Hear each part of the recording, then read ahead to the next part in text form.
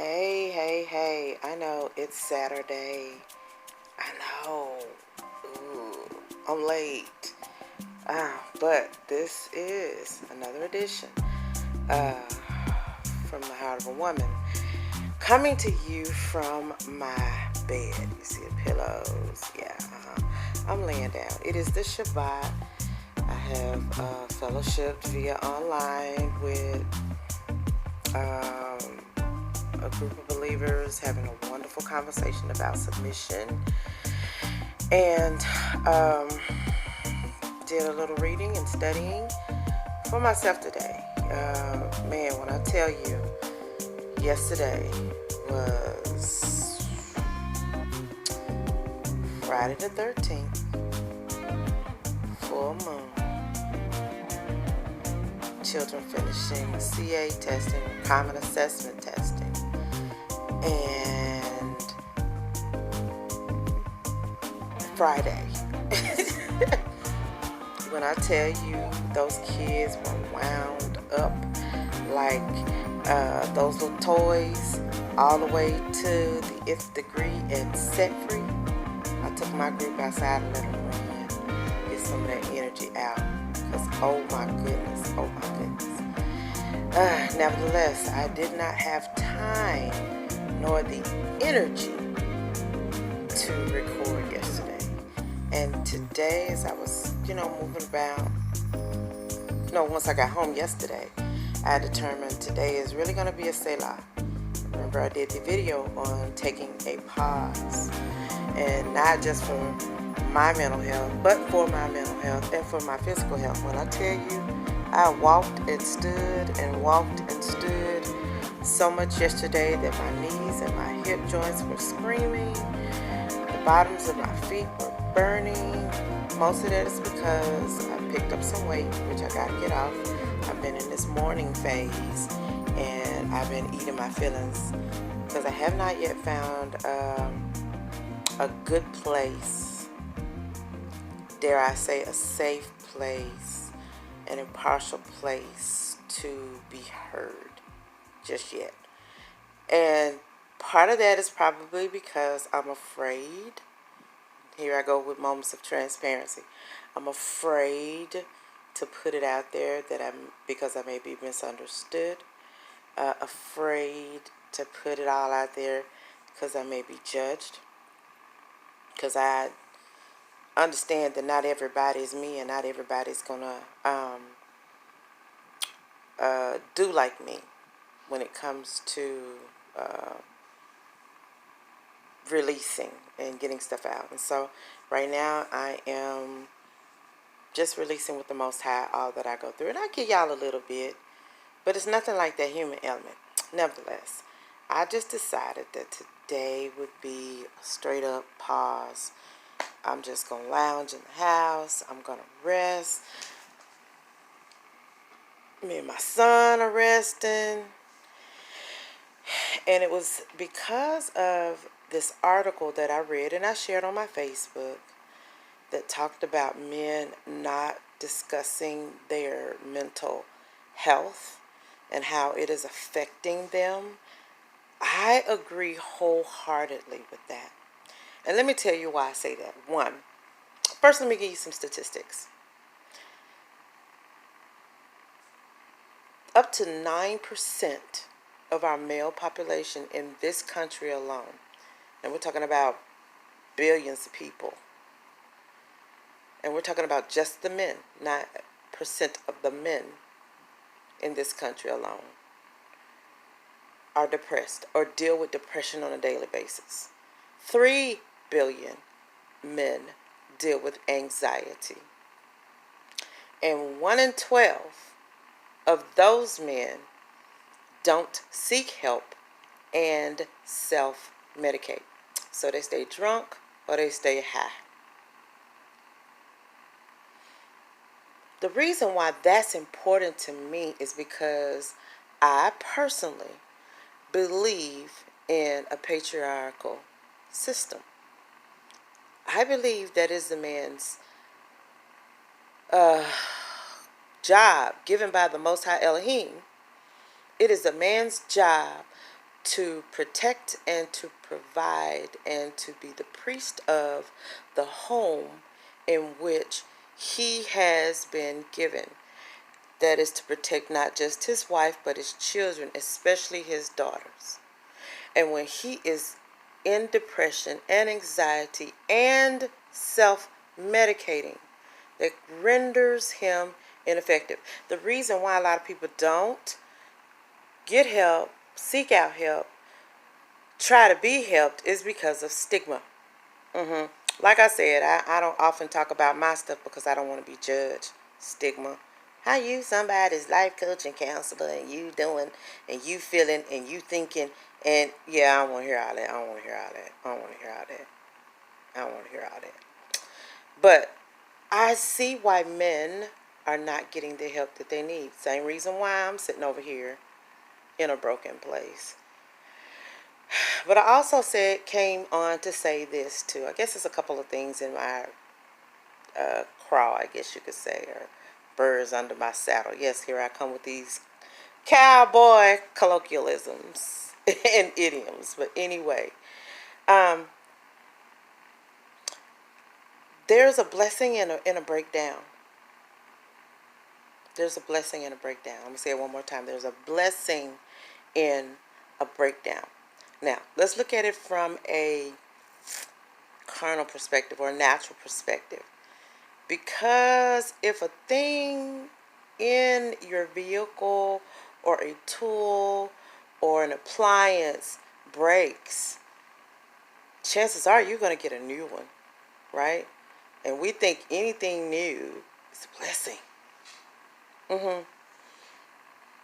You can't keep driving a car that's broke down. You just can't. Or you shouldn't try to. But I see people all the time driving on flats, tearing up the rims. Ooh, did you catch that?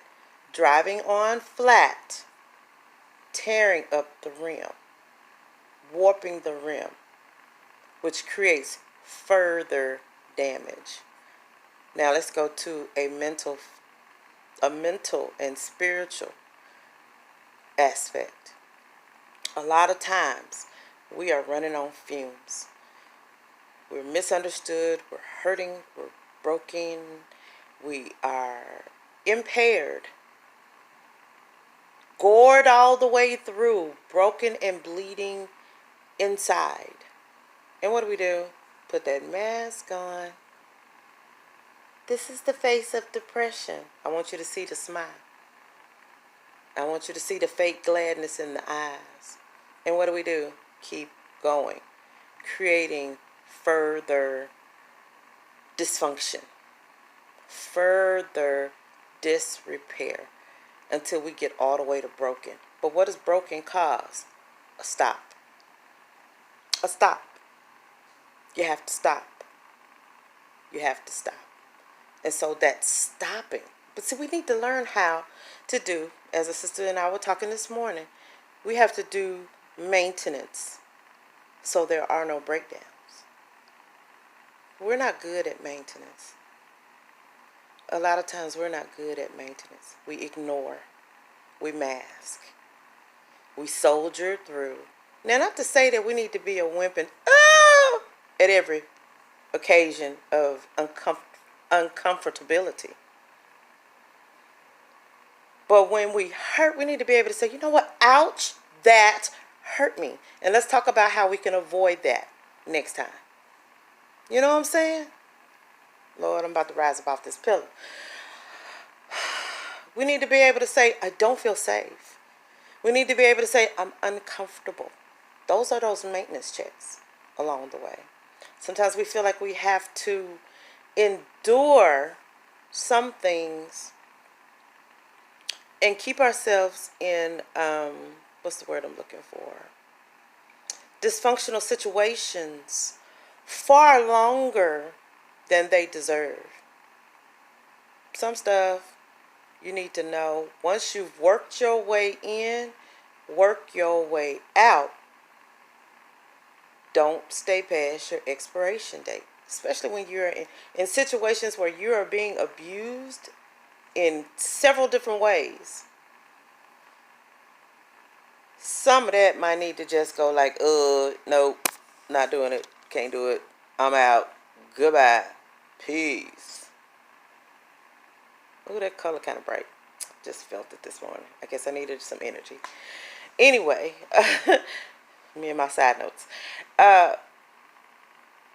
But we got to be able to do those maintenance checks. Got to be able to look at ourselves in the eye,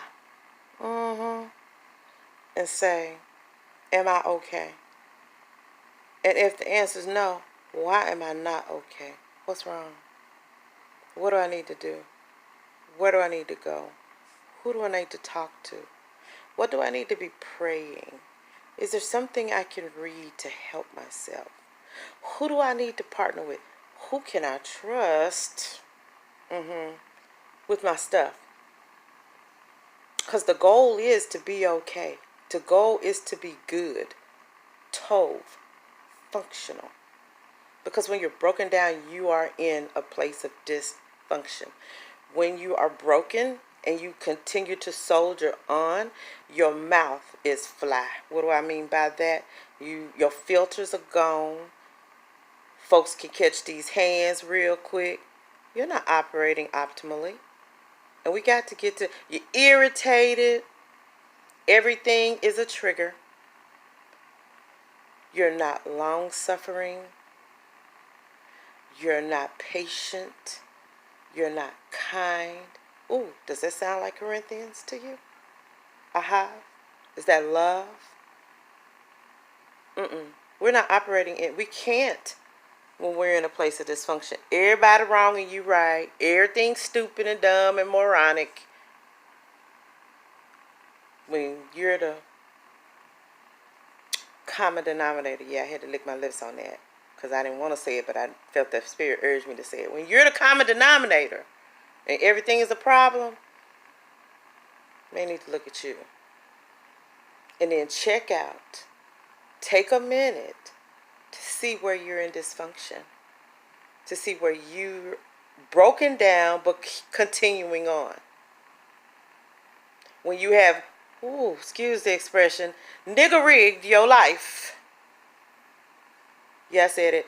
Nigga rigged your life so that you can keep moving, so that you can have the appearances of being okay. But clearly, you are not. It's time to do that self-check, man.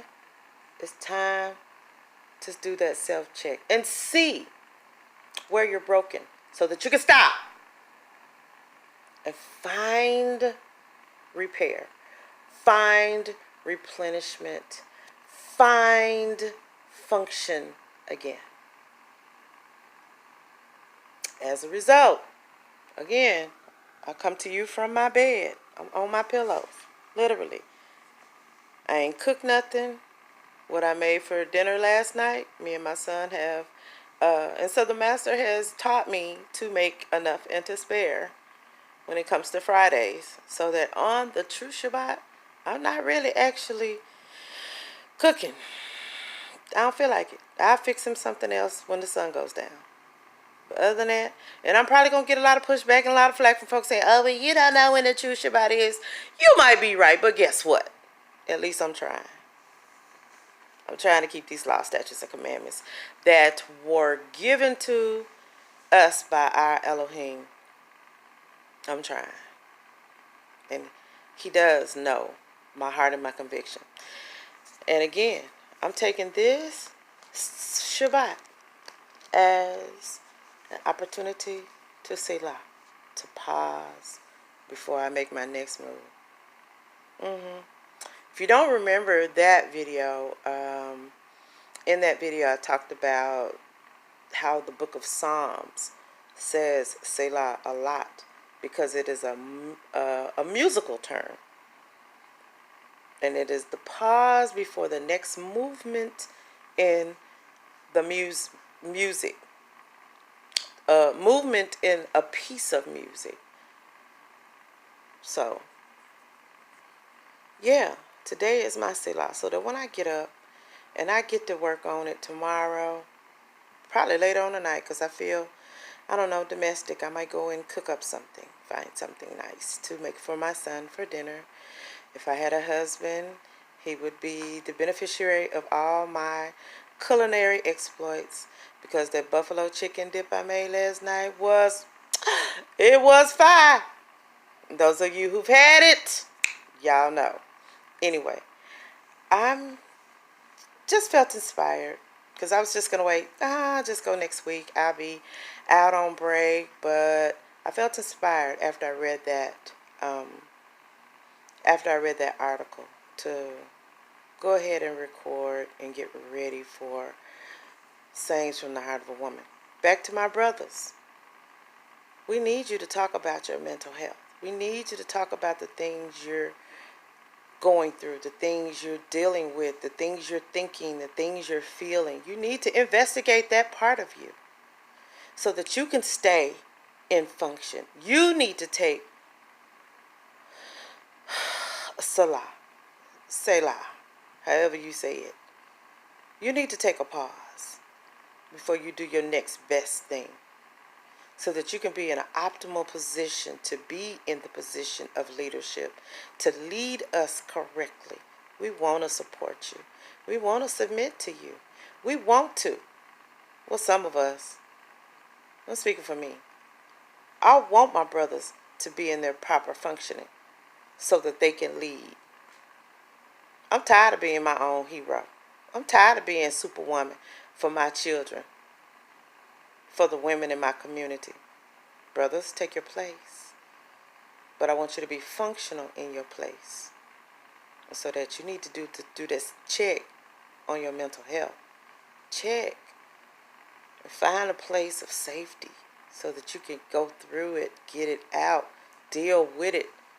Stop self-medicating. Stop being drunk and high so that you can soldier on. We want you to be a functional soldier.